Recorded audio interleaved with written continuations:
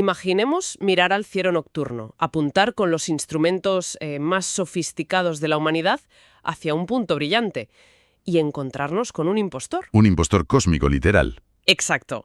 Un camaleón cósmico que lleva más de 40 años sufriendo una crisis de identidad, disfrazándose alternativamente de una modesta estrella variable y luego de repente de un gigante masivo. Engañando a generaciones enteras de astrofísicos. Así es.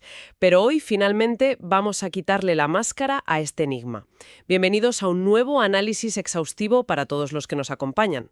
Nuestro objetivo hoy es desentrañar un fascinante estudio reciente, liderado por I.M. Monageng y su equipo, sobre, uno de los sistemas estelares más escurridizos de nuestra galaxia, el sistema 4U 1210-64. Un nombre súper poético, ¿verdad? Muy pegadizo, sí.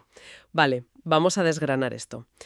Tenemos sobre la mesa espectroscopía óptica del Gran Telescopio de África Austral, conocido como SALT, combinada con montañas de datos históricos y fotométricos de archivos como Gaia o LCO. Y debo decir que, aunque sobre el papel suena espectacular, siendo sincera, cuando vi las conclusiones tan categóricas que sacan basándose en ciertos fragmentos de datos, me saltaron las alarmas. Bueno, es normal. Es que en esta inversión profunda nos gusta exigir pruebas contundentes. Suena un poco a salto de fe, ¿no crees? A ver, es una postura completamente lógica. Y de hecho, yo como astrofísico creo que es la actitud correcta el enfrentarse a un sistema que ha sido históricamente tan problemático. A primera vista, las afirmaciones del equipo de Monageng pueden parecer un salto de fe metodológico, sí. Ya, es que... Pero que aseguro que si desarmamos su proceso paso a paso y entendemos cómo han logrado filtrar el ruido cósmico combinando luz óptica y rayos X, veremos que las piezas del rompecabezas encajan con una precisión abrumadora. Vale, me vas a tener que convencer. Lo haré. Para entender la magnitud de este nuevo estudio, tenemos que dar un paso atrás, concretamente hasta el año 1978. Fue entonces cuando el satélite Uhuru, que fue el pionero de la astronomía de rayos X, detectó esta fuente por primera vez. Y desde ese mismo instante se convirtió en un auténtico dolor de cabeza para la comunidad científica. Revisar la literatura previa es de locos. Totalmente. Se identificó rápidamente como una binaria de rayos X. Para quienes nos escuchan y quieran visualizar esto, imaginemos una balanza cósmica muy desequilibrada. Tenemos dos objetos atrapados en una órbita. Por un lado, una estrella donante normal. Y por el otro, un parásito. Exacto, un objeto compacto. Un remanente muerto que puede ser una enana blanca, una estrella de neutrones o un agujero negro. Este objeto tiene una gravedad inmensa y literalmente le arranca el gas a su estrella compañera. Un vampiro estelar. Eso es. Y ese gas robado no cae en línea recta, sino que forma un remolino a su alrededor, lo que llamamos un disco de acreción. La fricción lo calienta a millones de grados y emite los rayos X. Vale, esa mecánica básica se entiende y todo el mundo estaba de acuerdo. El problema con 4U 1210-64 es que durante décadas nadie lograba ponerse de acuerdo sobre qué tipo de estrella era la donante y, por tanto, qué tipo de sistema era. O sea, en 2007 decían que era una variable cataclísmica. Sí, asumiendo una enana blanca. Claro, y una estrella donante de muy baja masa. Pero luego, en 2010, publican que la estrella donante era un gigante monstruoso, una binaria de rayos X de alta masa. ¿Cómo pasas de ver un ratón a ver un elefante en el mismo punto del cielo? Es complicado, la verdad. Es como intentar identificar a un animal en un bosque oscuro solo por el ruido que hace al masticar. Un día crees que es un conejo y al siguiente juras que es un oso polar. Me encanta. La analogía del bosque oscuro es increíblemente precisa, porque ilustra el problema fundamental de esto. No vemos la estrella en un vacío limpio. Están envueltas en la niebla cegadora de su propio disco de acreción. El resplandor del gas ahoga la luz de la estrella. Te deslumbra por completo. Claro, contamina cualquier medición. Pero aquí entra la brillantez de Monageng, porque lograron despejar esa niebla.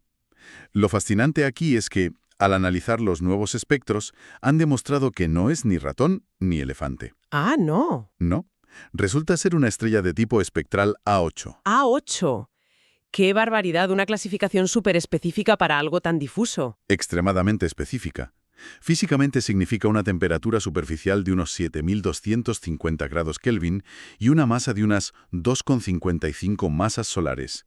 Y encima, es de clase de luminosidad 3,4. O sea que está abandonando la secuencia principal hinchándose. Exactamente. Y esto cambia todo el paradigma, porque lo eleva a una categoría rarísima, una binaria de rayos X de masa intermedia, o IMXB. Hay poquísimos ejemplos confirmados de este club estelar en la galaxia. Y aquí es donde mi escepticismo entra a toda marcha. Vamos a detenernos en esto. Afirman haber descubierto esta rareza basándose en datos del telescopio SALT. Pero miras los números y solo usaron 19 espectros. Bueno, sí, el número es bajo. 19 observaciones a lo largo de 10 larguísimos años, de 2013 a 2023. Madre mía, argumentar con tanta rotundidad la temperatura y la masa al milímetro con tan pocas fotos me parece un salto analítico muy peligroso. No es una muestra ridículamente pequeña. Entiendo perfectamente la duda. Si estuvieran promediando esos 19 espectros al azar, sería un error metodológico garrafal. Pero la clave no es el volumen de datos, sino la disección quirúrgica del momento. No tomaron cualquier foto. Usaron un proceso iterativo súper cuidadoso para aislar un único espectro de altísima resolución, tomado el 12 de febrero de 2023. Vale, ¿y qué tenía de especial ese martes o miércoles o lo que fuera? Que calcularon que, en ese preciso momento, el sistema estaba en la fase cero de su órbita. Espera, aclaremos esto para todos. ¿Qué significa la fase cero aquí? Es el momento exacto del eclipse principal, cuando la estrella donante se interpone directamente entre nosotros y el objeto compacto. O sea que tapa el disco de acreción. Lo tapa mayormente, sí. El gigantesco disco que normalmente nos ciega queda oculto. Es el único segundo cósmico donde puedes ver la piel real de la estrella. Y al analizar ese espectro, vieron detalles reveladores. Profundas líneas de absorción de calcio 2 y metales, y una ausencia total de líneas de helio 1. Y supongo que el helio es la prueba del algodón. Es la prueba irrefutable. El helio 1 requiere temperaturas inmensas para excitarse. Si fuera una estrella masiva tipo B, como decían en 2010, la superficie estaría tan ardiente que el helio 1 dominaría la lectura. Al no haber rastro, matemáticamente confirmamos que es un cuerpo más frío, una tipo A. Ujú. Vale, te lo compro. Buscar la fase cero es brillante. Es como intentar verle la cara a alguien que te apunta con una linterna a los ojos y decides mirar justo en la fracción de segundo en que una farola se cruza por delante. Una imagen perfecta. Pero leyendo el estudio admiten que incluso ahí hay un fenómeno que llaman velo o veiling. O sea, la luz sigue contaminada, ¿no? Sí, el estudio es muy transparente con eso.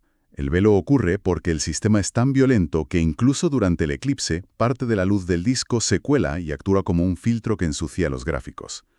Para medir esto, buscaron una huella particular, la línea de emisión de helio 2 a 4.686 angstroms. ¿Y por qué esa línea nos delata el velo? Por física pura. Para ionizar el helio a ese nivel necesitas una fuente de calor monstruosa, superior a 30.000 grados Kelvin. Cosa que la estrella tipo A 7000 no puede hacer. Imposible. Por tanto, viene de fuera. Viene del punto caliente, la zona donde el gas choca contra el borde del disco. Detectar esta luz azulada, incluso cerca de la fase cero, indica que ese fuego cósmico sigue interfiriendo. Entonces estamos en una encrucijada. A ver, si el espectro sigue teniendo velo y la luz está manchada, ¿cómo demonios confirman el tamaño real y los parámetros de la estrella? Para sortear el velo dejaron la espectroscopía temporalmente y tiraron de archivo. Fotometría histórica. Construyeron una distribución de energía espectral, o SED, un inventario de toda la luz, color por color. Ya. Y bucearon en los archivos de Gaia, LCO y Bochum, buscando observaciones tomadas únicamente cuando el sistema atravesaba periodos de baja actividad de rayos X. Claro, momentos de tregua donde el disco se oscurece un poco. Precisamente, al cruzar esos datos silenciosos con la distancia precisa del satélite Gaia, unos 3,77 kiloparsecs, pudieron modelar la emisión real. El ajuste fue perfecto. 6,4 radios solares. Con ese tamaño y la temperatura del eclipse, la masa encaja en 2,55 masas solares. ¡Ostras! ¿Sabes? Esto me hace reflexionar sobre el rigor científico actual. A veces, en esta era del Big Data, el mérito no es tener montañas de datos brutos. El genio está en saber filtrar. Totalmente de acuerdo. Aislar el ruido para escuchar la señal verdadera. Filtrar décadas de observaciones hasta encontrar esos instantes de silencio. Es una coreografía de datos inmensamente precisa. Y hablando de coreografías, aquí es donde la cosa se pone realmente interesante. La danza orbital. Porque para pesar el sistema completo hay que ver la gravedad en acción. Analizan la velocidad radial, cómo la luz se estira al rojo y se comprime al azul. Eso es. Pero tengo otra objeción seria. Para trazar la órbita no dedujeron el tiempo de sus propios datos ópticos. Importaron un periodo de 6,7 días de un estudio antiguo de rayos X de Collie en 2014. A ver, atar luz óptica actual a un reloj de rayos X de hace una década. Suena a forzar los números. Entiendo las sospechas, pero irónicamente es lo más riguroso que podían hacer. Los datos ópticos del SALT son precisos, pero tienen lagunas enormes. Son fotos sueltas. En cambio, los satélites de rayos X como RXTE o MAXI son cámaras de seguridad ininterrumpidas. Ya, observando todos los días. Sin pestañear. Collie determinó los 6,7 días y además descubrió una supermodulación a largo plazo que dura unos increíbles 5.083 días. Madre mía, 14 años para un ciclo. ¡Qué locura! Es lentísimo. Y nos dice que la tasa de acreción varía drásticamente. Hay épocas de hambruna y de festín. Al sincronizar los datos ópticos con este reloj maestro, saben con exactitud en qué parte del ciclo estaban al tomar las fotos. Vale, concedo que el reloj de rayos X es infalible. Pero al alinear los datos ocurre una anomalía rarísima. Los eclipses no ocurren a la vez. El de rayos X es muy breve y pasan la fase 0. Pero el eclipse óptico, el valle de oscuridad, ocurre casi media órbita después, en la fase 0,5, y dura mucho más. ¿Cómo pueden estar completamente desfasados? Es un fenómeno geométrico bellísimo, debido a la corona del disco de acreción. La fuente de rayos X es minúscula.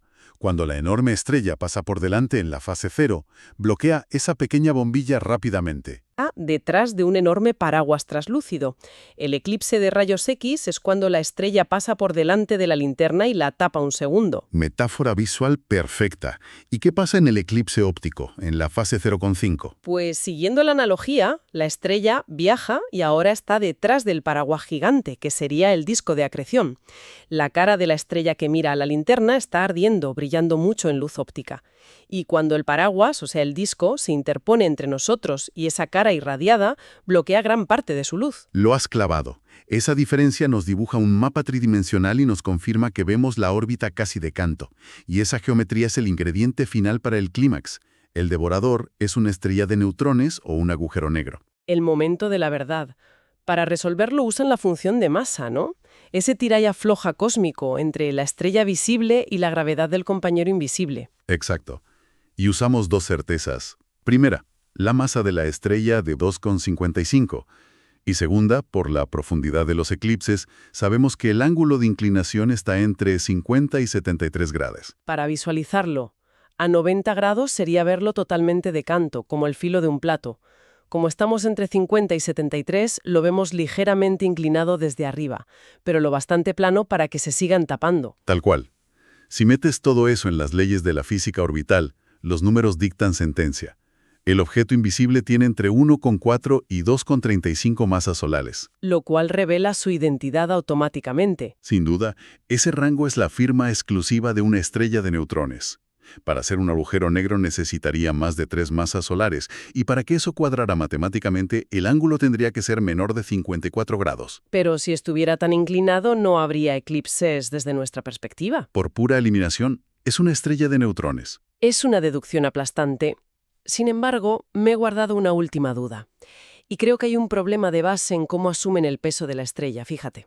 Adelante, te escucho. Todo este castillo de naipes descansa sobre el cálculo de que la estrella pesa 2,55 masas solares, y para eso usaron modelos de evolución teóricos.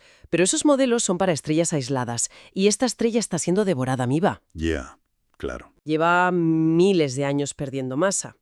Por lógica, la estrella que vemos hoy tiene que pesar muchísimo menos de lo que dictan esos modelos iniciales. Ese pilar central está agrietado. Es una observación brillantísima. Y el propio documento de Monaghan dedica una sección a reconocer esto explícitamente. Saben que está despojada de masa. Pero aquí la ciencia te regala un giro de guión irónico. Esta supuesta debilidad convierte la teoría en una certeza absoluta. Espera, ¿Cómo es que un error a la baja refuerza la teoría? Pensemos en la ecuación orbital. Si la estrella lleva milenios perdiendo masa, su peso real hoy es inferior a 2,55. En la matemática de la órbita, si rebajamos el peso de la estrella visible, la gravedad necesaria para mantener la órbita disminuye. Ah, claro. Eso significa que la masa del objeto invisible también debe ser menor. Si con 2,55 ya estábamos en el rango de estrellas de neutrones, imagina si la estrella pesa solo 1,5. Nos empuja el 100% al territorio de las estrellas de neutrones y nos aleja aún más del agujero negro. ¡Wow! El supuesto defecto del modelo es el candado que cierra el caso. Usar el desgaste del sistema para sellar el diagnóstico. Es un jaque mate precioso. Bueno, llegados a este punto, entonces, ¿qué significa todo esto? Pues bastantes cosas. Yo saco 3 conclusiones claras. Primera, 4U1210-64 pasa de ser un enigma caótico a ser un miembro confirmado del rarísimo club de las binarias de rayos X de masa intermedia. Segunda, el misterio está resuelto. Es una estrella de neutrones. Y tercera, a nivel metodológico, combinar observaciones ópticas superselectivas con el archivo histórico de rayos X fue la clave para limpiar la suciedad visual. Un triunfo absoluto de la persistencia observacional. Y las IMX son vitales porque son el eslabón perdido evolutivo, el puente entre los sistemas masivos jóvenes y los de baja masa ancianos. Cuesta encontrarlos porque esta fase de transferencia dura poquísimo, a veces 1000 o 10.000 años. Un parpadeo cósmico. Literalmente. Encontrar esto es como caminar por un bosque y atrapar el milisegundo en el que una crisálida se rompe y sale la mariposa. ¡Qué maravilla! Una ventana fugaz a la maquinaria del universo. Y para cerrar, creo que esto plantea una pregunta fascinante para llevarnos a casa. Si esta etapa turbulenta dura solo un milisegundo cósmico, ¿cuántos sistemas extraños y exóticos están ahí fuera ahora mismo, invisibles, simplemente porque no miráramos en el momento exacto? Probablemente muchísimos. Nuestro mapa del universo podría ser solo una colección de fotografías accidentales tomadas en el momento equivocado. Muchísimas gracias a todos por acompañarnos en esta inmersión profunda. Mantengan viva la curiosidad y sigan siempre mirando hacia arriba.